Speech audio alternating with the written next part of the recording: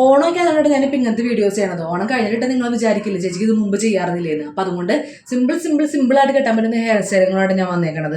ഇത് സാരിയെ കൊടുത്തിട്ട് ചെയ്യേണ്ടതാണ്. അപ്പോൾ അതുകൊണ്ട് നിങ്ങൾ കറക്റ്റായിട്ട് സാരിയെ കൊടുത്ത് ഇതുപോലെ ഹെയർ സ്റ്റൈൽ ചെയ്ത് നോക്കണം. മുടി ചെവിയുടെ മേളിൽ നിന്ന് എടുക്കാതെ ചെവിയുടെ അടിയിൽ നിന്ന് വേണം മുടി എടുക്കാൻ വേണ്ടിയിട്ട്. അങ്ങനെ രണ്ട് സൈഡ് അതുപോലെ എടുത്തിട്ട് ജസ്റ്റ് ക്ലിപ്പ് കുത്താം. എനിക്ക് മുല്ലപ്പൂ കിട്ടിയില്ലായിരുന്നു. അപ്പോൾ അതുകൊണ്ട് ഞാൻ ഒരു മാല വെച്ചാൽ നിങ്ങൾക്ക് കാണിച്ചു തരാൻ പോകണം. അത് മുല്ലപ്പൂവാന്ന് വിചാരിക്കുക. രണ്ട് സൈഡും കെട്ടാം. അത് കഴിഞ്ഞിട്ട് അപ്പുറം എരിക്ലി സൈഡ് കുത്തിയിട്ട് ഇതുപോലെ പിൻ ചെയ്ത് വെച്ചാൽ മാത്രം മതി. ഫസ്റ്റ് ഹെയർ സ്റ്റൈൽ കംപ്ലീറ്റ് ആയി. ഇത് എല്ലാവർക്കും അറിയാവുന്ന ഒരു ഹെയർ സ്റ്റൈലാണ് രണ്ടാമത്തെ. അപ്പോൾ അതുകൊണ്ട് കറക്റ്റായിട്ട് നോക്കിക്കഴിഞ്ഞാൽ നമുക്ക് സിമ്പിളായിട്ട് കെട്ടാൻ പറ്റാവുന്നതേ ഉള്ളൂ. ഇപ്പോൾ അറിയാൻ പാടാത്തവർക്ക് ഉണ്ടെങ്കിൽ ഞാൻ ജസ്റ്റ് കാണിച്ചു തന്നാണ്. രണ്ട് ക്ലിപ്പ് കുത്താം. ഒരു ഭംഗിക്ക് വേണ്ടി ഒരു സ്ലൈഡും കൂടി കുത്തി കഴിഞ്ഞ് സെറ്റായി. മുടി ഫ്രണ്ടിലോട്ട് ഇടാം.